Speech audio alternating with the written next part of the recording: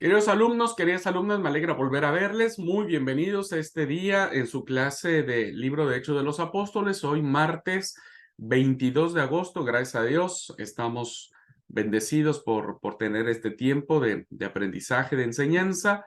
Pues bienvenidos sean a esta clase de Hechos de los Apóstoles. Muy bien, vamos a seguir viendo los aspectos generales del libro. Y para eso me gustaría hacer un pequeño resumen. Y quería preguntarles, ¿qué es lo que vimos la clase pasada? ¿Qué recuerdan de lo que vimos? Alguien por ahí dijo, es mucha información. Bueno, de toda esa vasta información que vimos en la clase pasada, ¿qué recuerdan ustedes respecto cuando les dicen, che, vos qué sabés del libro de Hechos de los Apóstoles? ¿Qué me podés decir? ¿Cuál sería la respuesta de ustedes, hermanos? Traten un poco de no echar tanto mano de los apuntes. Ahorita, si quieren, tomamos ese tiempo para echar mano de los apuntes. Hay que rebobinar un poquitito, ¿no? O sea, piensen un poco. Traten de hacer memoria. La última clase fue que la otra semana, y sí. Bueno, no es tan lejos. Sí, por ahí lo que estuve mirando la clase, poniéndome al día este fin de semana, pues lo que me gustó es la parte donde Lucas lleva sería el cristianismo al Imperio Romano y le presenta como no una amenaza, ¿no? Que el cristianismo no era una amenaza para el imperio, sino que creo que querían sumar dentro del imperio, ¿no es cierto?, para poder resolver muchas cosas. Creo que es un propósito muy interesante desde el Evangelio de Lucas, ¿no? De Hechos, Ujú, ujú. mostrar al imperio que ellos no eran una amenaza, ¿no? Exacto, amigo mío. A Como, ver, como un propósito. dentro de la crisis política que existía en el imperio, pues era menester presentar que los cristianos eran buenos. Claro, que podría ser una alternativa Ujú. para ese tiempo, ¿no? Claro, claro, que y como bien dijiste, no representaba una amenaza, ¿no? Desafortunadamente, en cuestiones políticas eso a veces no siempre funciona, ¿no? Sí, sí, sí, sí. Y los cristianos terminaron siendo perseguidos. Ujú, muy bien. ¿Alguien más? ¿Qué más, hermanos?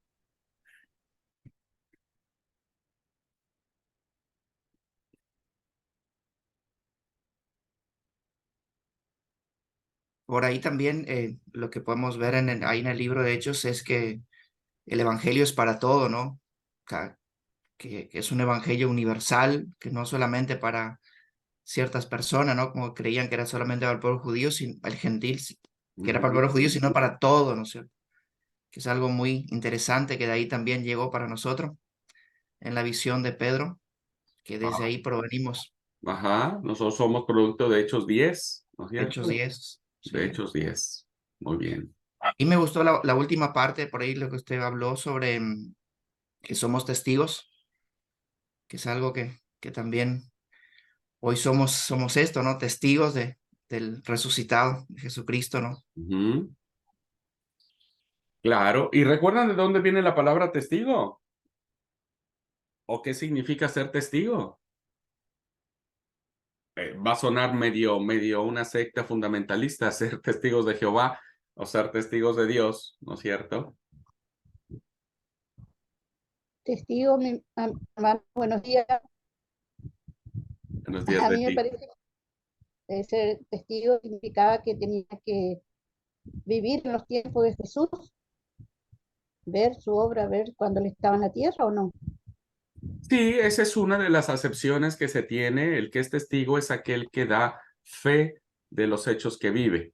Pero vimos otra Ah, variante de lo que es ser testigo. De Martus, que es martirio, Muy bien. y algo así. Mártir. ¿Quién fue el primer testigo de la fe cristiana? Creo que Esteban. ¿Van? Esteban, Esteban. Esteban, Muy bien, Esteban. Esteban fue el primer testigo, ¿no es cierto? De la fe cristiana, es decir, murió por la causa de Cristo, ¿verdad? Entonces, cuando Hechos 1:8 nos dice, y me seréis testigos, tiene que ver en esta predisposición que nosotros tenemos hoy en día de morir por la causa de Cristo. Fíjense que esto a veces a mí me causa ruido, no sé a ustedes. ¿Vieron que a veces nosotros juzgamos a los kamikazes que se hacen estallar, ¿no es cierto?, en la plaza de en los lugares públicos, pues porque ellos creen que es bueno morir por su Dios, en este caso por Alá, ¿no es cierto? Nosotros llegamos también a esa misma convicción. No matamos a nadie, evidentemente, no vamos a hacernos explotar por nadie. Pero esta misma conciencia de dar nuestra vida por Cristo, por la causa de Cristo, también está arraigada dentro de los valores cristianos, ¿verdad?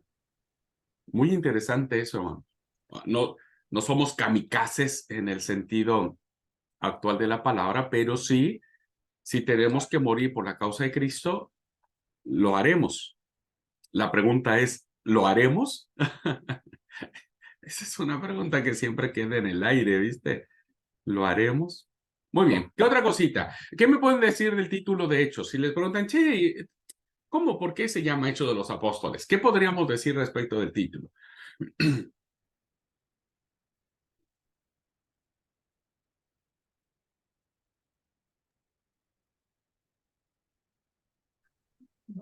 Podemos entenderlo como que hechos quiere decir algo que sucedió, algo que pasó, ¿no? Sucesos, puede ser. Muy bien. Actos, hechos, situaciones, historias, momentos en la línea del tiempo que se llevaron a cabo. Muy bien. ¿Qué más, hermano?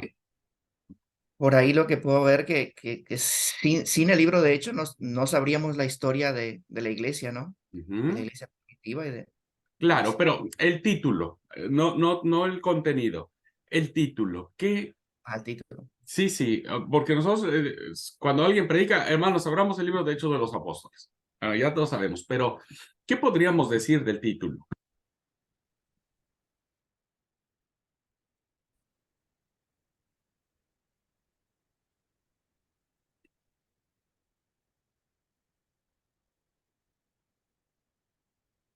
Los hechos de Jesús. Los mariachis callaron, dicen en mi tierra. Los hechos. Los hechos de, Diego, perdón. Los hechos de Jesús serían los hechos sobresalientes Mm, De los apóstoles, de los apóstoles. la iglesia primitiva. Los hechos de la iglesia primitiva, cómo comenzó, cómo se dieron los comienzos. ok, ok, muy bien. Eso sigue siendo como que el propósito, ¿no es cierto?, del por qué se escribe Hechos de los Apóstoles, que tiene que ver con la expansión del Evangelio. Pero en sí el nombre Hechos de los Apóstoles, recuerden que algo que platicamos al respecto es que en los manuscritos más antiguos no aparece con esa denominación, sino aparece solamente como Hechos de Apóstoles, ¿verdad? No tiene el artículo los. ¿Por qué? Porque cuando uno mira en el panorama general del libro, pues no habla sobre los actos de los apóstoles. ¿Por cuántos apóstoles hubo, hermanos, en términos formales? ¿Cuántos apóstoles hubo? 12. Y 12. ¿Y de cuántos actos o hechos encontramos en este libro de esos 12? Creo que 3, no más. Y realmente no todos tienen una figura preponderante. Vemos a Juan que aparece, ¿no es cierto?, junto con Pedro, pero Juan no dice nada. Parece medio mudo don Juan, ¿no es cierto? Luego tenemos a Santiago, que era una columna vertebral de la iglesia, era un líder de la iglesia, pero hasta ahí. Y de quien más tenemos es de Pedro, ¿verdad? De Pedro. Y entonces, Pedro desaparece de la escena en el capítulo 12, y el que domina la escena no son los apóstoles. Es uno que ni siquiera era apóstol, entre comillas, ¿verdad? Entre comillas, tampoco era apóstol. Entonces, hay una definición que compartí en la clase, que sí, bien, voy a retomar lo que decía Gabriel, que tal vez me olvidé y eso es lo que él quería decir.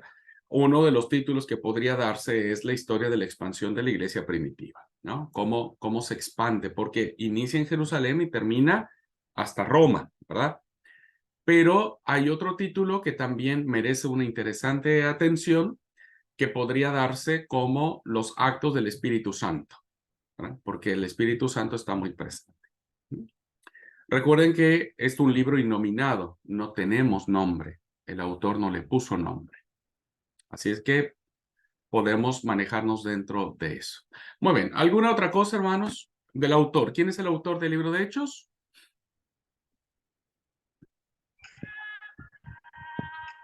Le adjudica a Lucas, Lucas, Muy médico. bien. Lucas.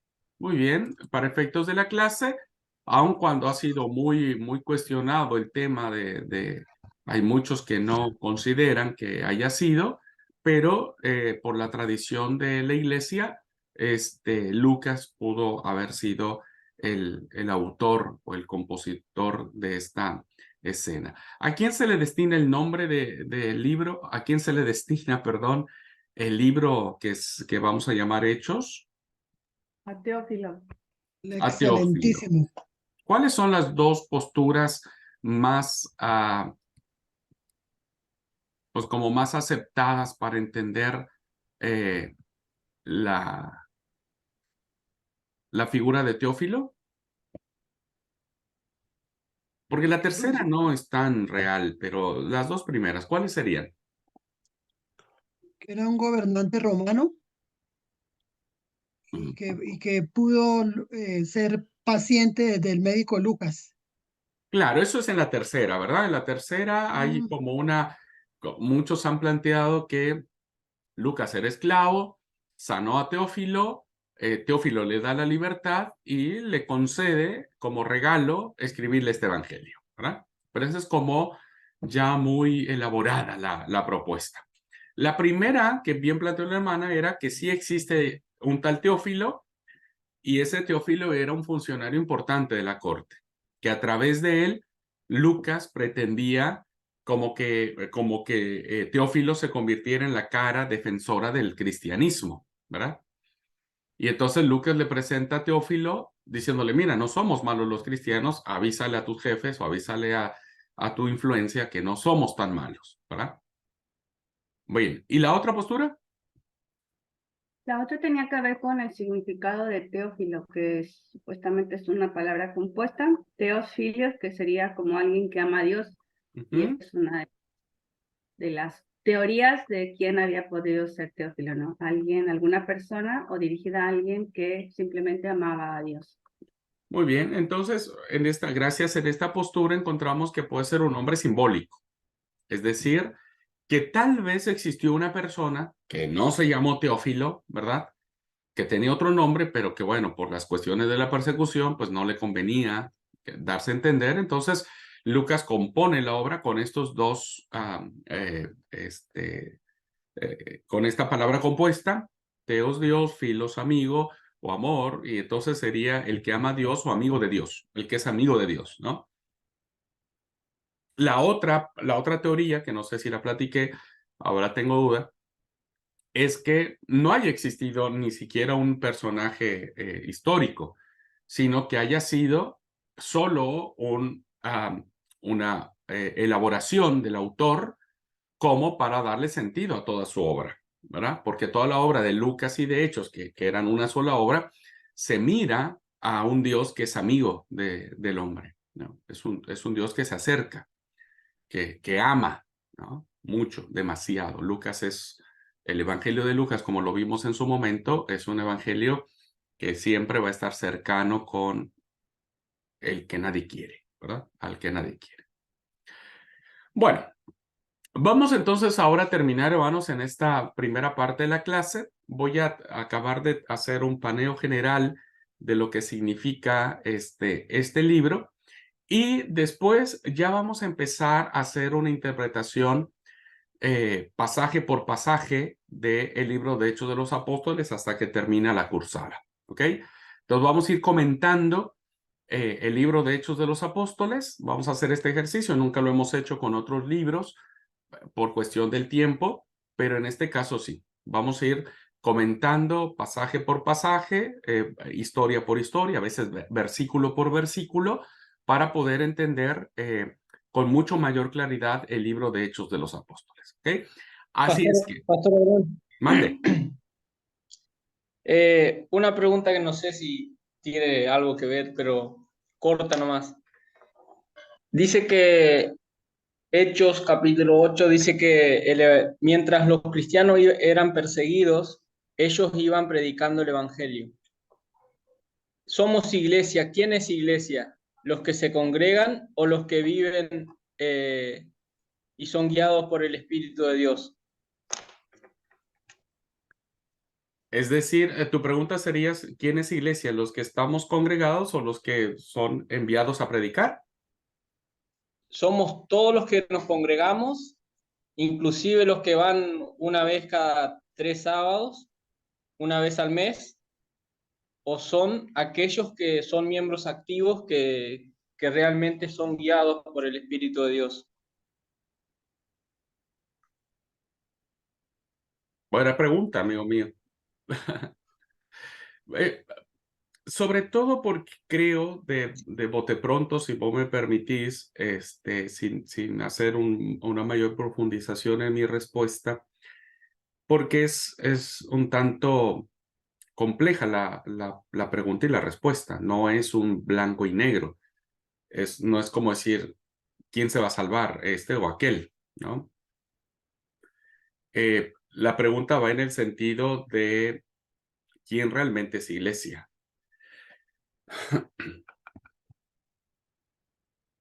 Yo pienso, amigo querido, que la iglesia es el vínculo, el vehículo donde uno expresa su fe. Porque la iglesia, en el concepto nuevo testamentario, no solo en Hechos de los Apóstoles, en las cartas paulinas, tiene que ver con comunidad, ¿verdad? Todo tiene que ver con comunidad. Pablo, apelando a Hechos, tuvo que ser traído de Tarso para hacer comunidad en Antioquía. Y a partir de ese concepto de comunidad es como Pablo funda las iglesias, en donde él va. Y el sentido de la mayoría de sus cartas tienen que ver con la comunidad, con la unión. Cuando la iglesia quiere dividirse, Pablo dice, no, el sentido de la iglesia es un cuerpo. El cuerpo no puede estar dividido, ¿verdad? Entonces tiene que haber comunidad, porque en la comunidad se hace la Eucaristía, ¿no? La acción de gracias, porque en la comunidad se vive la hermandad, se adora a Dios, se comparte el pan. Siento que en un sentido primario la iglesia es un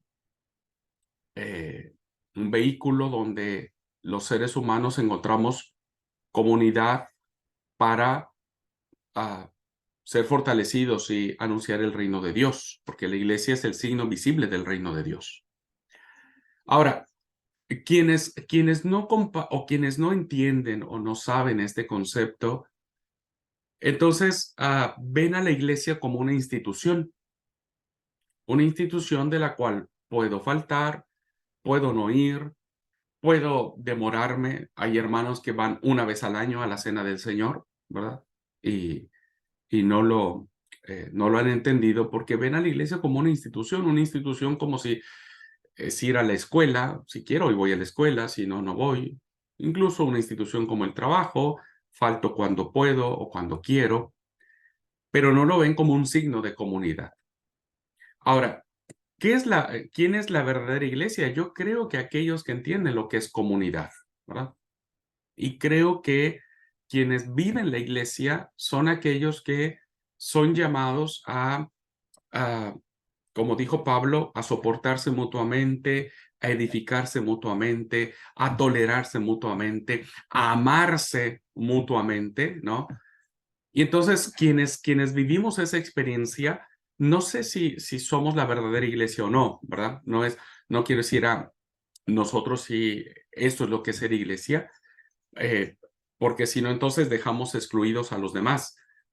Pienso que es nuestra experiencia de fe lo que nos permite a nosotros mantenernos unidos como un solo cuerpo, pero siempre con no sé si es correcto lo que voy a decir, pero siempre con la predisposición de seguir esperando a aquel que no ha entendido qué es ser iglesia.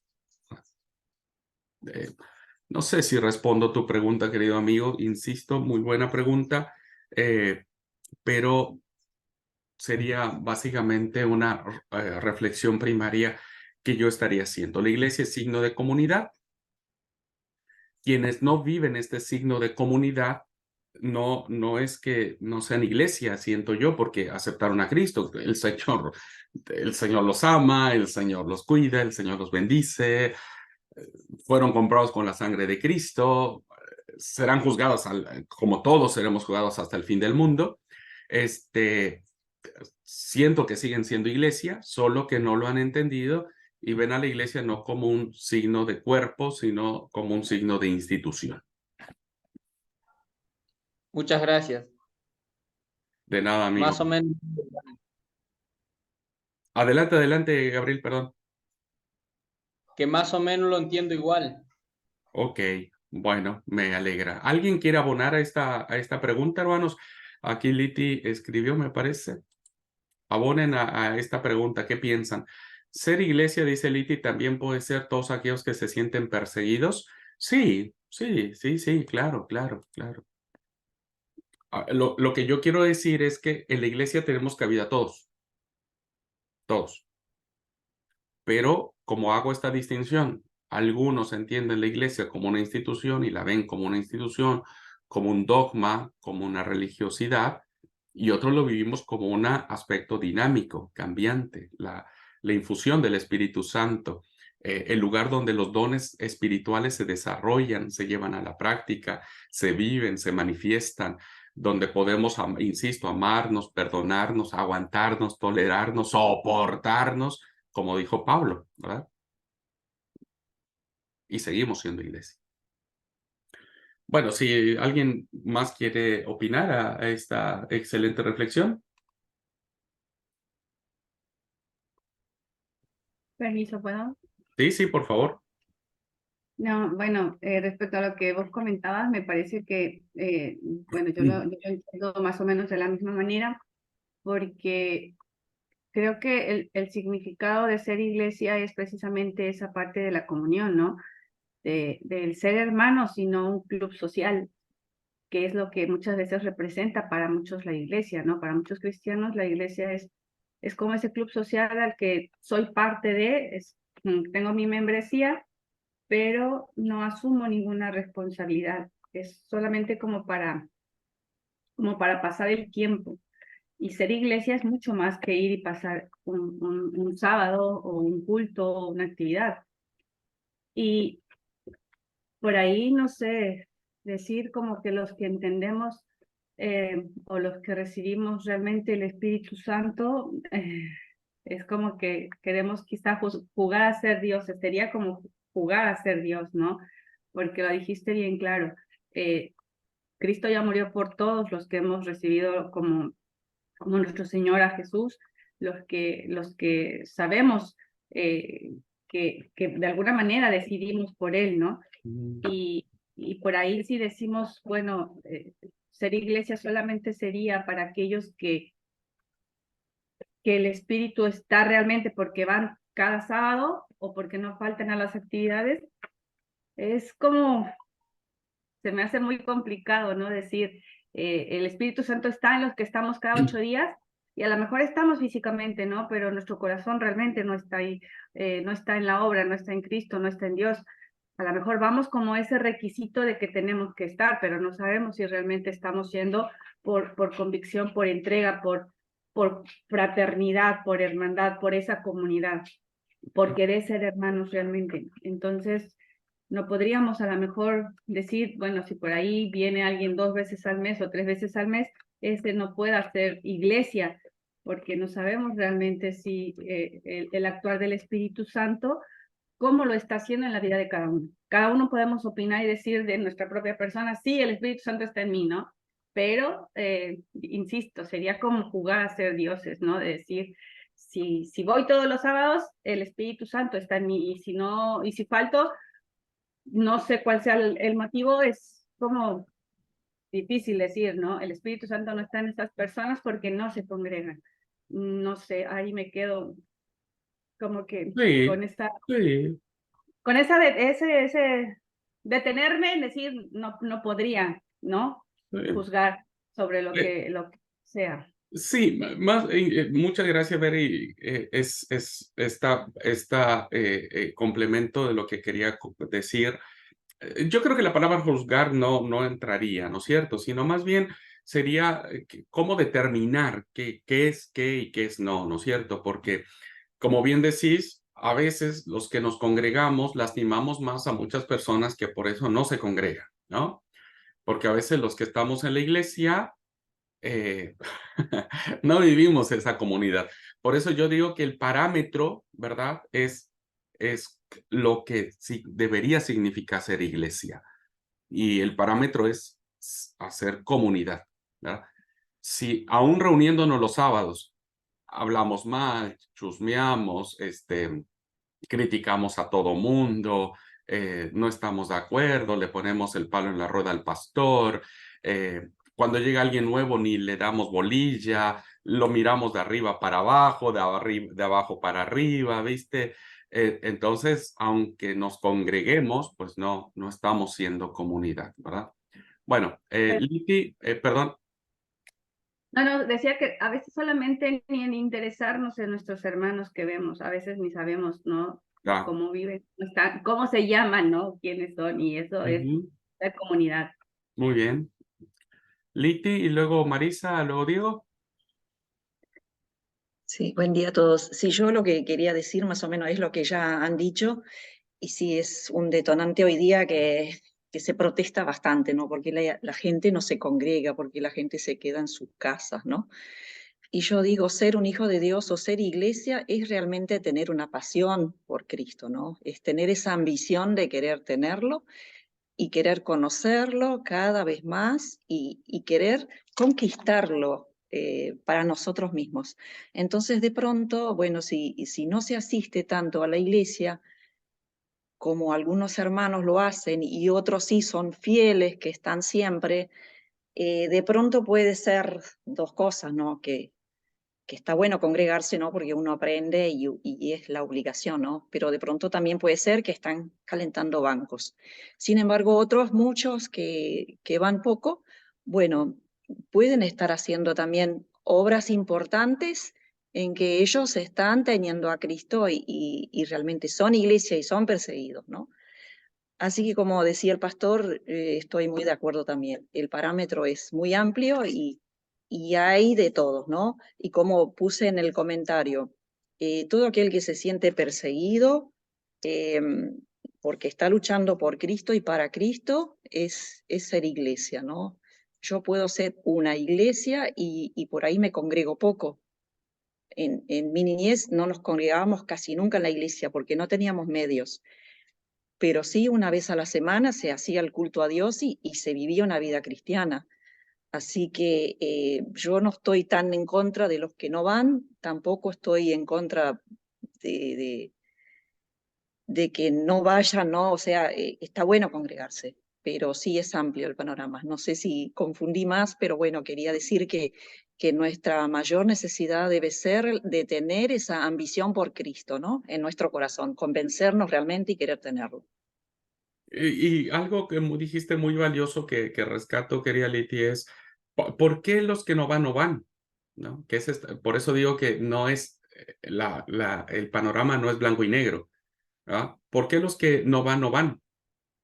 Será porque hay dos opciones, o puede haber muchas más, pero una es porque no quieren, no les da la gana, porque son muy legalistas, religiosos, porque qué sé yo, ¿viste? U otra porque no encuentran cabida en la iglesia, ¿verdad? No encuentran cabida, no se sienten eh, que pertenecen. Marisa, adelante. Ay, que eso está complicado y qué difícil es decir, bueno, esto es así o es así, ¿no? Pero yo estoy muy de acuerdo con Liti también, porque hay muchas personas que no están acostumbradas a ir a la iglesia, ¿no? Y otras van por costumbre, no van por amor a Dios, ¿no? Por amor a Cristo. Y es difícil eso de, como decía, a ver, es decir, sí, el que va, el que no va, es más cristiano que esto, porque hay muchos, por ejemplo, que por ahí se está tan involucrado en la iglesia que pierde el amor o sea, tanto trabajo tiene que se olvida su comunión con Dios. También existen ese tipo de personas, ¿no es cierto? Y hay personas que por ahí no van mucho a la iglesia, pero están más en comunión con Dios. Que muchos dicen, ¿cómo van a estar en comunión con Dios si no se juntan, no están unidos? Y no somos quien para juzgar, ¿no? Pero es complicado ese tema. Yo no me atrevo a decir no, porque no va a la iglesia no es cristiano, o porque va a la iglesia sí es un verdadero cristiano, porque muchas veces la apariencia engaña mucho también, ¿viste? O sea, es mi opinión, así que. Sí, gracias Marisa. Por eso digo, pero es interesante la reflexión. La verdad, me encanta el debate que estamos teniendo porque nos plantea muchas aristas. Tomando un poco el comentario de Marisa y lo que Karina escribió, dice, muchas veces nosotros mismos perseguimos a la iglesia. Es decir, la pregunta era, ¿por qué los que no van, no van? Y puede ser que, insisto, nosotros mismos podamos ser los causantes de que la gente no vaya. A veces uno podría decir, ir a una iglesia donde siempre están de chismosos, porque siempre están juzgando, porque siempre cuando acaba el culto ya levanta una hermana, ya dice aquello, dice el otro, ya se enoja, mejor me quedo en mi casa, ¿no? Para ver ese tipo de cosas, mejor me quedo en mi casa. Pero, insisto, sí, por eso dije la palabra juzgar, creo que no, pero en estas diferentes formas, uno también se pregunta, ¿por qué los que no van pues no entienden que tienen que tolerar a sus hermanos y tienen que soportar a sus hermanos y que en vez de alejarse tienen que permanecer y contribuir en la unidad, porque dejar de ir pues es más fácil que enfrentar la adversidad, ¿verdad? O sea, ¿por qué te quedas en tu casa para sentirte cómodo? Habría que ir a la línea de guerra, ¿no? Y si en tu iglesia no te sientes amado, bueno, el Espíritu Santo que está en vos de alguna u otra manera influirá para que la iglesia pueda tomar conciencia. ¿Vieron? No es tan negro y tan blanco como uno pensaría, pero interesante el debate. Diego, adelante, amigo. Sí, por ahí voy a la pregunta que planteó Gabriel, por ahí dice la parte de qué es ser iglesia, ¿no? La original. La origen, pues, después el otro dejamos para otro momento. No, yo creo que el ser iglesia es cumplir, ¿no es cierto?, con el diseño por la cual la iglesia fue formada, ¿no es cierto? Y creo que sin duda el ser iglesia es sentirte parte del cuerpo de Cristo y ocupar tu lugar, porque hay muchas personas que vienen por venir y vienen al culto, vuelven a su casa y pasan una vida así. Y yo creo que la iglesia fue diseñada para algo y bueno, ese algo yo siempre digo es cumplir la misión integral que tenemos y cada uno debe cumplir, adorar, evangelizar, servir, tener comunión y edificarse. Cada persona que participa debe cumplir eso, porque no solamente venir a adorar a Dios, cantar lindo el sábado en el culto, en el coro y durante la semana no tengo comunión, no evangelizo, no me edifico, es como que estoy haciendo a media. Creo que el ser iglesia es cumplir la misión que tenemos como iglesia, la misión integral, que cabe en las 5 áreas que tenemos. Sí, creo que, a ver, lo que es misión integral, a uno lo mira como si fueran los segmentos ideales para la iglesia. Aún en eso hay un pequeño debate o un gran debate que tiene, porque evidentemente la iglesia no tenemos un manual en la Biblia que diga la iglesia fue fundada para esto. En primer lugar, porque el Señor Jesús no fundó una iglesia. Ahí tenemos un gran problema, ¿verdad? La iglesia se funda a partir de la fe en Jesús. Y la fe en Jesús, cuando se empieza a interpretar después del año 30, va para cualquier lado, ¿verdad? Va para cualquier lado. Entonces, lo más cercano que podemos ver a lo que la iglesia significa son las cartas paulinas. Y después, mucho después vienen los evangelios, ¿verdad? Donde ya nos dan otro sentido de iglesia, etcétera. Pero concuerdo con lo que dice Diego en el sentido de ver la iglesia como dije, el signo visible del reino. Es decir, la iglesia, que somos todos nosotros, ¿verdad? Sin caer en estas distinciones que inevitablemente las tenemos que considerar, la iglesia sigue siendo el lugar donde donde se incuba el evangelio para las naciones, ¿verdad? Para alcanzar a todas las personas. Entonces, la iglesia es el lugar donde, como dice Diego, ya llevándolo a nuestro vocabulario hoy actual, pues es la iglesia donde aprendemos a servir, donde nos edificamos, donde tenemos que compartir el evangelio, donde adoramos y donde servimos, ¿verdad? O nos edificamos. Entonces, sí, es muy interesante el tema de la iglesia, las reflexiones que hemos estado teniendo en el diplomado, ¿verdad? Nos abren también este panorama. Una iglesia tiene que ser una iglesia espiritual, ¿verdad? Que no se acomode a los tiempos. ¿Qué es lo que dijo el pastor Ramón, los que estuvieron en el diplomado, en la primera ponencia? El evangelio tiene que incomodar, ¿verdad? Porque la pregunta es, ¿cómo hacerle para los hermanos que se enojan cuando el sermón no es muy bueno o es muy directo? Y el pastor dijo, bueno, los predicadores tenemos que incomodar, porque una iglesia que nos incomoda es una iglesia que se va a acomodar, ¿verdad? Entonces, a veces nuestros sermones son más complacientes que exhortativos. La segunda ponencia del pastor Jorge tenía que ver mucho con eso, o sea, cómo abrir nuestra iglesia a todas las personas, ¿verdad? No solo alcanzar a los que se parecen a nosotros y que hablan como nosotros, sino a aquellos que son diferentes a nosotros. El miércoles vamos a estar reflexionando sobre la iglesia y los dones espirituales. En fin, interesante el debate que hay acá. Karina Bere dice, considero puede partir desde concebir el verdadero significado de ser iglesia. Sí, es lo que estoy diciendo. Depende. La iglesia desde el punto de vista de la teología de Pedro es una, la iglesia desde el punto de vista teológico de Santiago es otra, la iglesia desde el punto de vista de Pablo es otra, la iglesia desde el punto de vista de Antioquía es otra. Muchas veces entendemos que ser iglesia es una denominación con una doctrina, tradición o requisitos, pero no comprendemos la palabra amor y comunión, que más va en la línea de Pablo.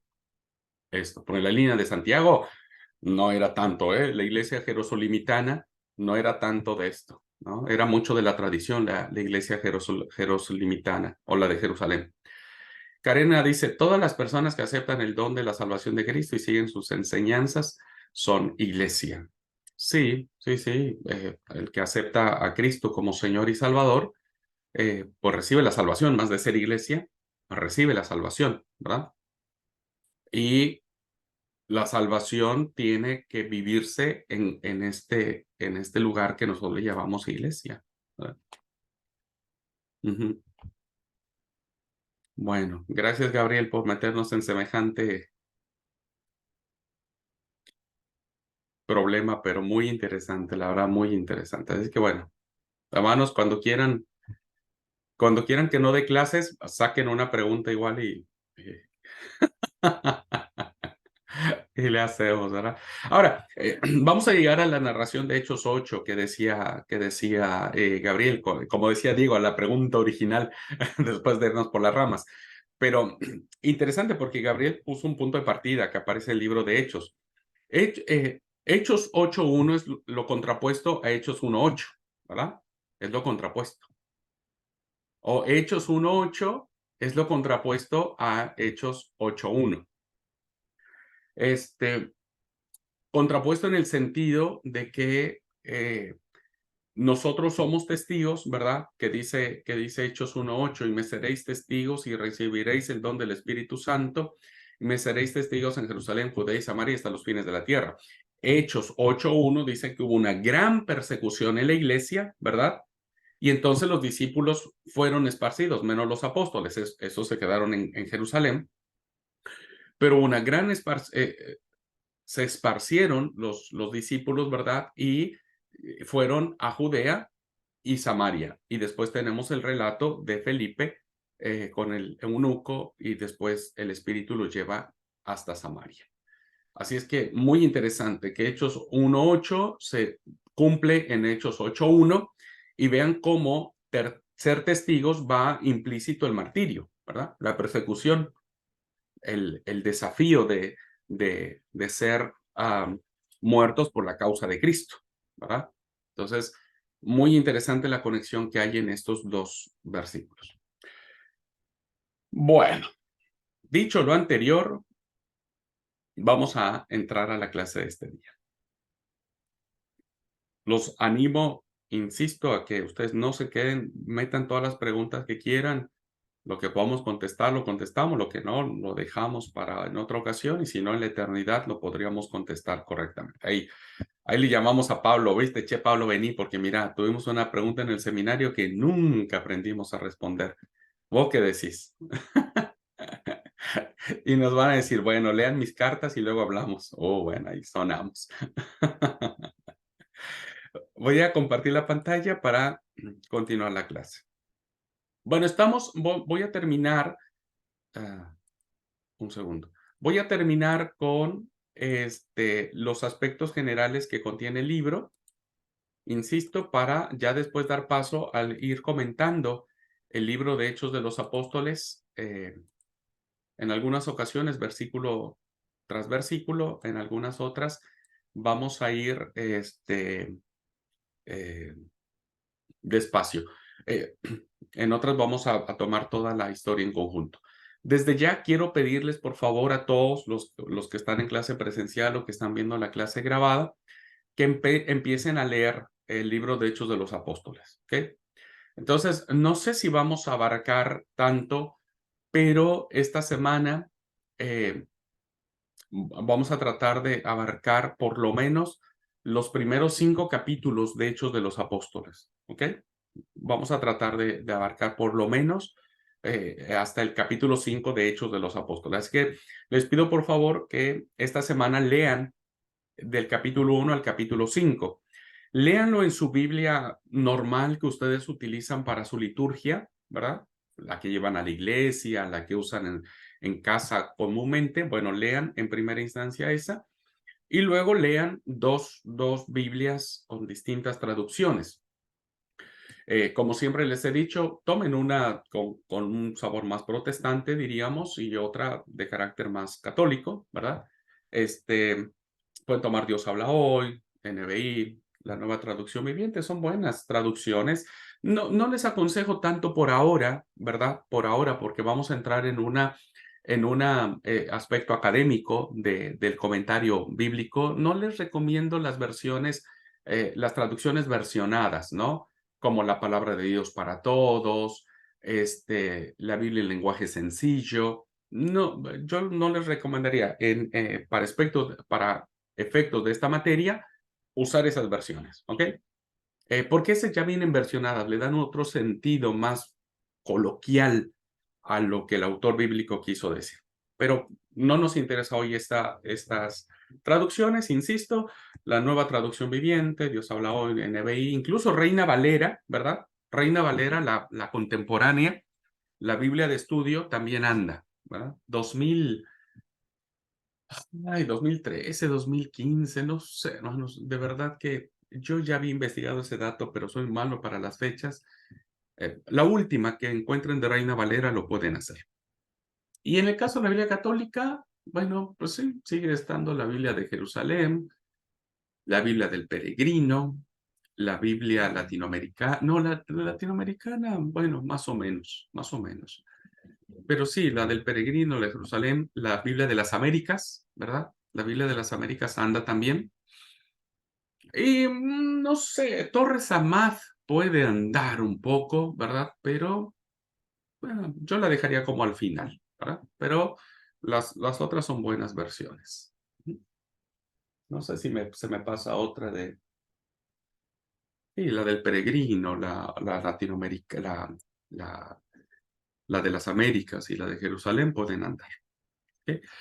Es muy probable que en muchas de estas Biblias que les estoy pidiendo que lean de estudio, vengan algunos comentarios que nos van a ser útiles al momento de ir desarrollando este comentario que vamos a estar teniendo de Hechos de los Apóstoles. ¿Okay? Muy bien, bueno, entremos. Voy a plantear ahora un propósito más que podríamos considerar que Lucas, el autor, tuvo en cuenta para escribir esta obra, ¿verdad? Que como dijimos es una obra muy unida, es una obra que era una sola y después fue dividida en dos. Y para esto tenemos que ubicarnos en... Ah, no, perdónenme, hermanos. Aquí era la otra. La otra finalidad que encontramos en el libro de Lucas, ¿verdad? Porque vimos en la clase pasada, vimos los propósitos que nos planteaba un autor. Y ahora voy a comentar otra finalidad, ¿verdad? Otra finalidad que podemos encontrar al momento de estar estudiando Hechos de los Apóstoles. Y esta finalidad la encontramos en, en el proemio, ¿verdad? Que se le conoce con el que inicia el Evangelio, donde podemos darnos cuenta cuál es la intención que tuvo el autor para escribir esta obra, incluida Hechos. Entonces, recordando Lucas 1, del 1 al 4, Lucas comienza diciendo, muy al estilo griego, ¿verdad? Muy condensado, hace un resumen interesantísimo, puesto que ya muchos han tratado de poner en orden la historia de las cosas que entre nosotros han sido ciertísimas, tal como nos lo enseñaron los que desde el principio lo vieron con sus ojos y fueron ministros de la palabra, me ha parecido también a mí, después de haber investigado con diligencia todas las cosas desde su origen, escribírtelas por orden, oh excelentísimo Teófilo, para que conozcas bien la verdad de las cosas en las cuales has sido instruido. Si yo les preguntara, queridos alumnos, que descubriéramos a partir de este texto, ¿verdad? A partir de este proemio o este prólogo con el que inicia el Evangelio de Lucas, que va a permear toda su obra, incluida Hechos, ¿cuál creen ustedes que sea la finalidad que tuvo el autor para escribir esta obra? ¿Solo tenemos esto? Solo hagan de cuenta que no conocemos nada más, solo tenemos este pasaje. ¿Cuál sería la finalidad con la que Lucas tuvo en su corazón para escribir esta obra?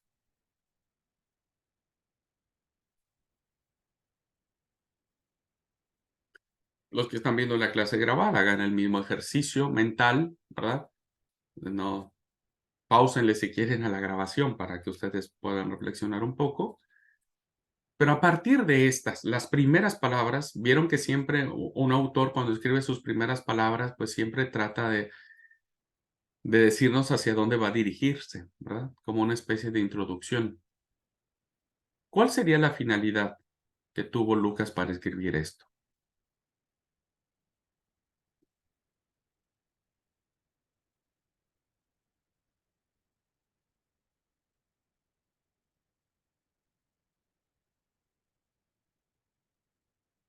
¿Me habré quedado solo?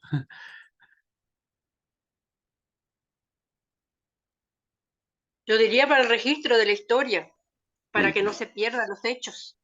Perfecto, muy bien. ¿Quién más?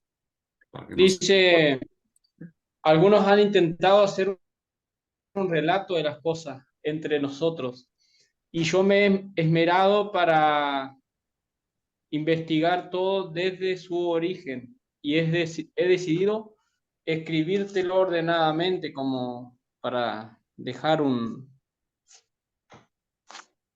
a lo que investigó, lo que pasó.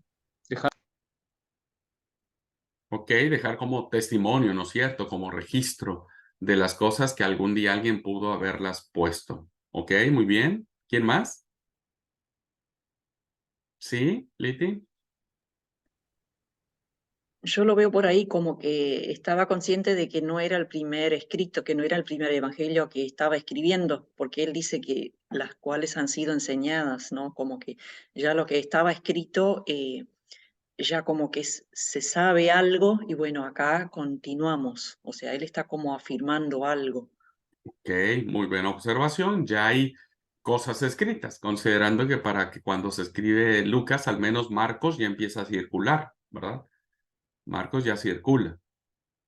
Muy bien, alguien en el chat escribió, escribir acerca de todo lo que Jesús hizo y enseñó. Muy bien, perfecto. Creo que tuvieron buen ojo clínico para poder ver, porque de las palabras finales, ¿verdad? Que encontramos en el versículo 4, encontramos básicamente la intención que tuvo Lucas después de haberle dicho toda esta introducción. ¿Para qué? ¿Para qué yo te escribo todo esto, verdad? ¿Para qué te cuento todo esto que dije en los 3 versículos anteriores? Y la respuesta está aquí, ¿verdad? Para que conozcas bien la verdad de las cosas en las cuales has sido instruido. Así que de las palabras finales podemos deducir que la intención era una intención didáctica, ¿verdad? Es decir, que esta obra que Lucas va a plantear la va a dirigir a los cristianos en la persona de Teófilo, a todos los cristianos para instruirlos de mejor manera, porque Teófilo, por lo que se refiere a esta última frase, ya ha sido instruido, solo que necesita una dirección de esta enseñanza que él ha recibido, ¿verdad? O que él ha escuchado, o que él han compartido. Entonces, esta es una finalidad que podemos nosotros deducir a partir de esta intención de que hemos sido, de la cual ha sido instruido. Es una función didáctica. Hay un autor llamado Harnack que me gusta cómo él puede mirar. Este es uno de los grandes defensores o estudiosos de Lucas y de Hechos de los Apóstoles, Harnack. Y él dice, Lucas intenta exponer la fuerza del Espíritu de Jesús, ¿verdad? Lo que ustedes dijeron, algunos de ustedes dijeron. La fuerza del Espíritu de Jesús. Recuerden que ya el Evangelio de Lucas junto con Hechos es una interpretación de los hechos que se tienen no solo en la vida y el mensaje de Jesús, sino en su muerte y en los efectos que va a tener su muerte, ¿verdad? Entonces, los efectos que tiene la fuerza del Espíritu de Jesús tiene que ver con la fundación de una comunidad primitiva. Una comunidad, hermanos, que no tiene ni pies ni cabeza, que no es como nosotros podríamos pensar. Hoy decimos una iglesia es como la comunidad primitiva. Y entonces automáticamente relacionamos. Ah, tenía templos, tenía un púlpito, tenía cortinas, tenía bancos o tenía sillas, o tenía equipo de audio, o estaba el ministerio de música, o estaban los porteros, etcétera. No, realmente la fuerza del Espíritu de Jesús, tal como nos lo plantea el libro de Hechos de los Apóstoles, es la fuerza de una pequeña comunidad de personas, hombres y mujeres insignificantes. No hay altos dignatarios al inicio de la iglesia, ¿no? Sino es una comunidad que se va a ir acomodando. Y como dije ahora anteriormente, y lo vamos a estar viendo cuando vayamos analizando versículo por versículo hasta donde nos dé la cursada, el libro de Hechos, pues había distintas maneras de ver a la iglesia, ¿no? La línea de Santiago era una línea que estaba en la ciudad de Jerusalén, la iglesia de Jerusalén, que era era una teología de iglesia más tirada al judaísmo, ¿verdad? Porque ellos creían que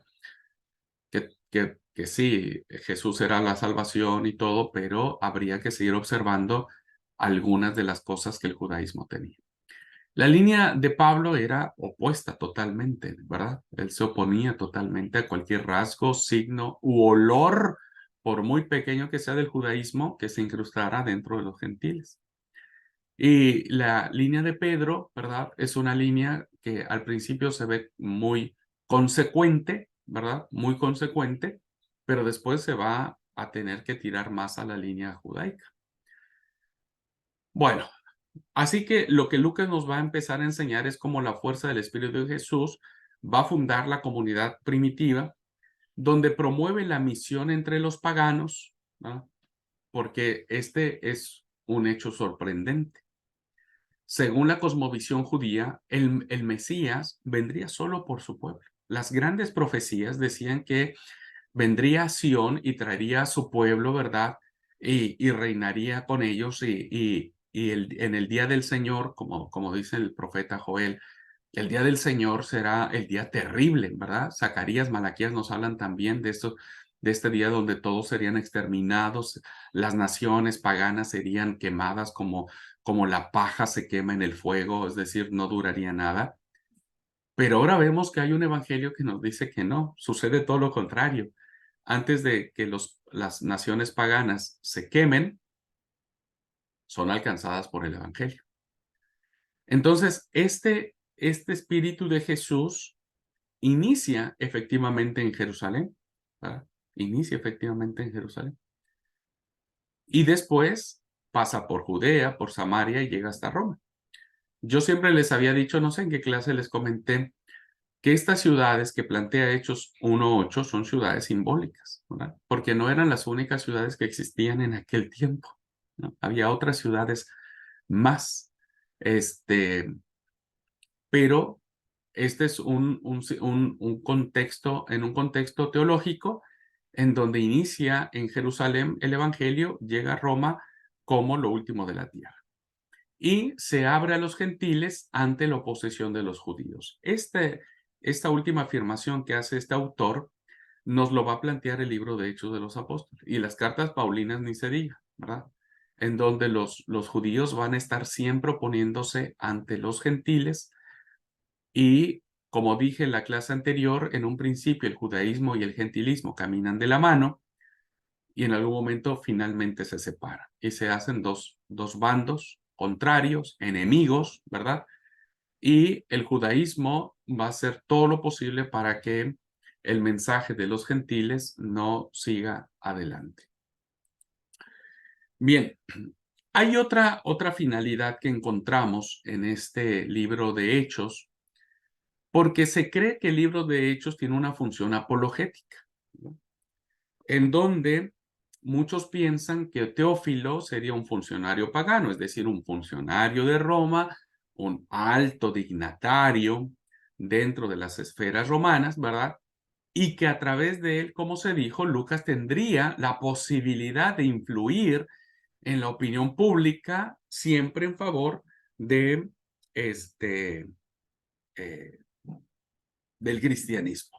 Entonces, los que defienden esta postura de que Hechos de los Apóstoles no solo tiene una función didáctica, sino también tiene una función de defensa, ¿no? Ya vimos lo que es apología, de defensa, es porque creen que el libro de Hechos era dirigido a la iglesia en Roma o a los romanos en esencia,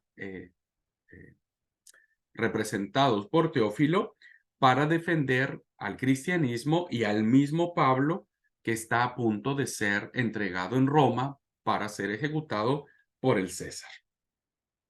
Y otros dicen que Hechos tiene una función de defensa porque en este libro se va a dirigir a los judeocristianos muy críticos con Pablo, que no están de acuerdo con su apostolado, que no reconocen su apostolado, y que Hechos de los Apóstoles va a defender la figura de Pablo, y por eso es que al final una vasta cantidad de capítulos terminan siendo dominados o siendo influidos por el apóstol Pablo, ¿verdad? Entonces, creen que Hechos se escribe a partir de querer defender a la figura de Pablo y también lo que significaba el cristianismo ante el Imperio Romano. Y una tercera finalidad que podríamos también considerar dentro de nuestro espectro de investigación, ¿verdad? Tiene que ver con que sea una obra teológica, ¿verdad? Insisto, no solamente tiene una función didáctica de instruir, no solo tiene una función apologética de defender, sino también muchos piensan que se tiene en Hechos una intención teológica. Es decir, que muchas de las narraciones que se encuentran en el libro de Hechos de los Apóstoles tienen que ver con construcciones que hace el autor sagrado para elaborar relatos o dichos o mensajes o discursos o sermones tendientes a un fin mayor, ¿no? Pero lo interesante de esta postura es que la intención de Lucas será teológica, pero dentro de un contexto geográfico. Es decir, que no todo lo que está en el libro de Hechos de los Apóstoles tienen que ver con estas construcciones que hace el autor, sino que tienen que ver con hechos históricos, con hechos objetivos, con hechos concretos, con lugares que existieron, ¿verdad? Que no son invento del autor, sino que existieron. Así que los que sostienen que esta obra también tiene una función teológica, intentarán exponer cómo la salvación pasa de Israel a los gentiles. Que esto es algo que planteamos como un acto sumamente novedoso, chocante, confrontante, incluso yo diría, eh, ¿cómo es la palabra? Confrontativo con las esperanzas mesiánicas del judaísmo, ¿verdad? Porque entonces vemos cómo Santiago y Pedro desaparecen de la escena como símbolos del judaísmo y lo que predomina es Pablo como símbolo del gentilismo. Y entonces la figura de Pablo viene a ser esta salvación que no es por casualidad, sino como algo que Dios lo quiso y que los profetas anunciaron. Por eso vamos a ver el discurso de Pedro, ¿verdad? En el día de Pentecostés, que es un discurso hermosísimo, tiene un sabor maravilloso, es una construcción teológica de Lucas increíblemente fantástica, ¿verdad? Increíblemente fantástica. Y vamos a ver cómo en el sermón de Pedro, en la explicación de Felipe al etíope, también será una construcción maravillosísima que tiene Felipe con el etíope, que dará paso para que Felipe finalmente termine predicando en Samaria, ¿verdad? Así es que tenemos estas tres finalidades que nos plantea el libro de Hechos de los Apóstoles. Una intención didáctica, una función apologética y una intención teológica. Y que, insisto, en el espectro de nuestra investigación, estas posturas pueden tener una cabida perfectamente bien aceptada. Bueno, ahora, debemos conceder, queridos alumnos, que estamos ante una obra que tiene un valor histórico, ¿verdad? Porque, como ustedes saben, en la Tanakh encontramos una sección que tiene que ver con la historia, ¿no? En el canon griego, que es el que nuestras Biblias siguen, pues también tenemos una sección de historia, ¿no? Los libros históricos. Aunque la Tanakh, perdón, no los considera como historia, corrijo, la Tanakh no los considera como historia a los libros de Reyes, de Samuel, de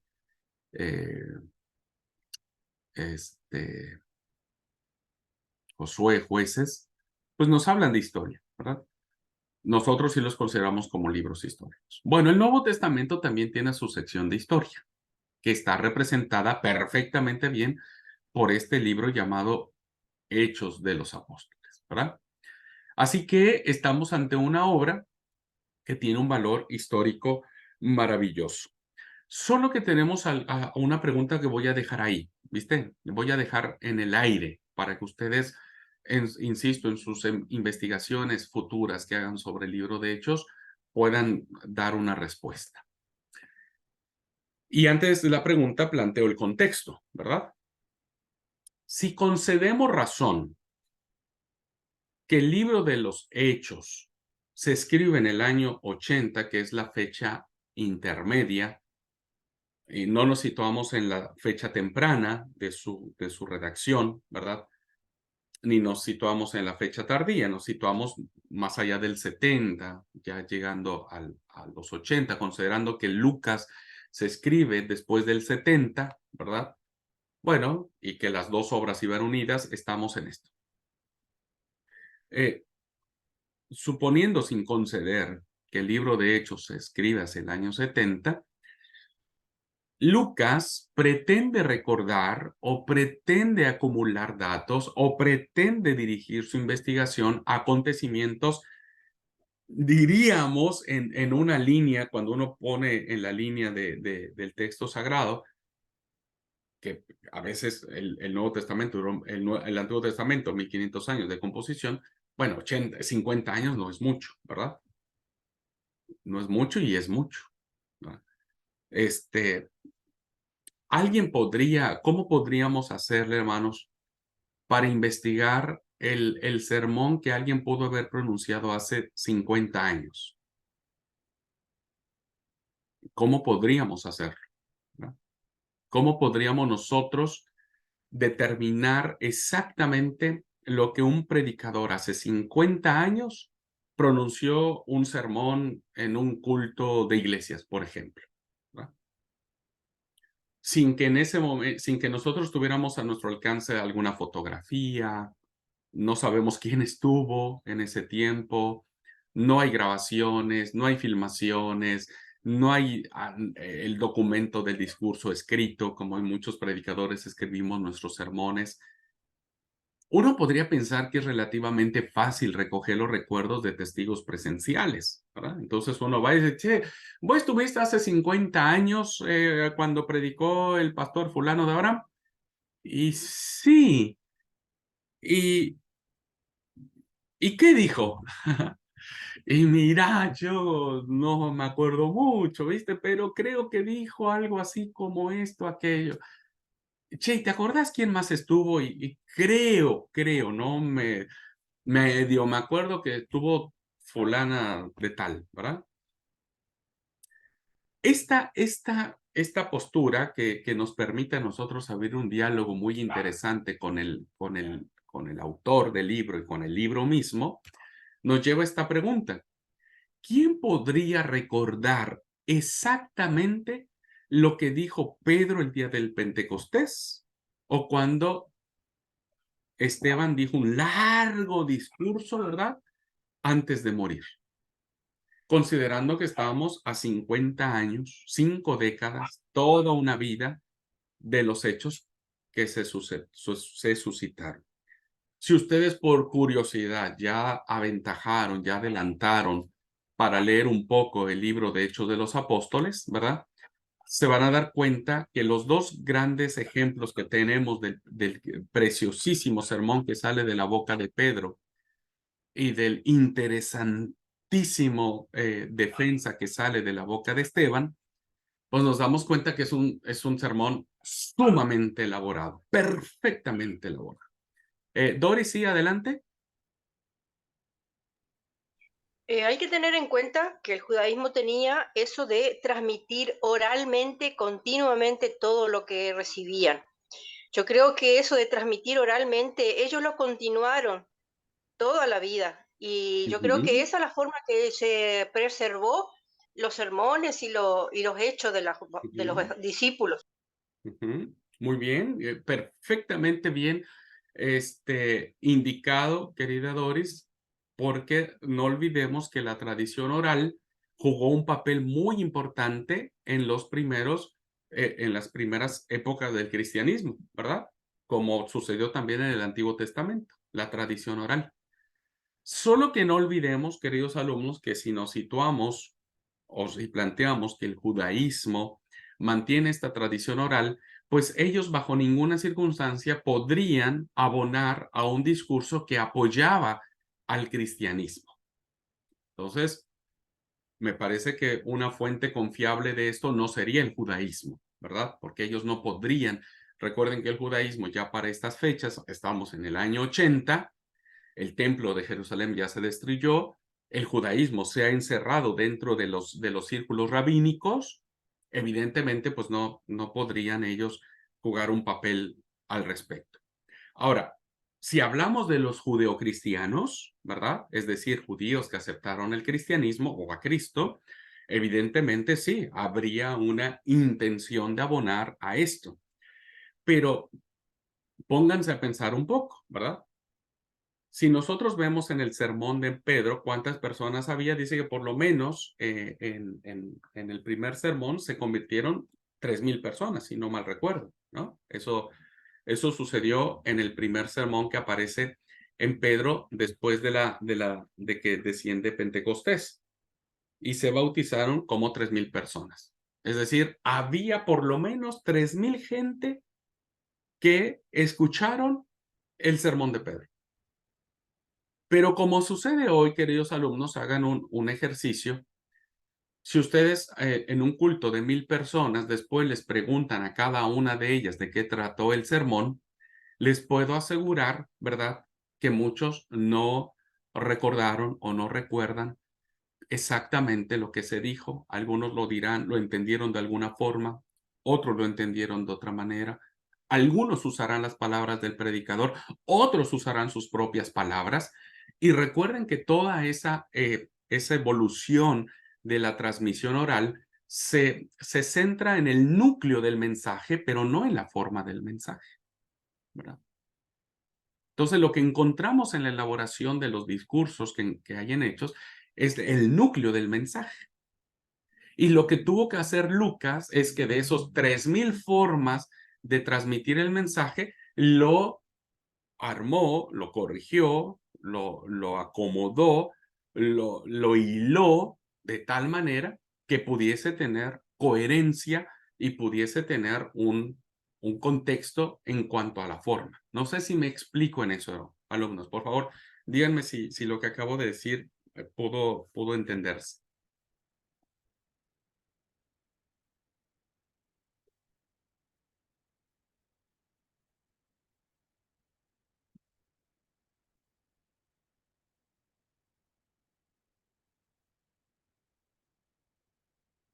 Bueno, creo que ya necesitamos el receso todos, ¿no es cierto?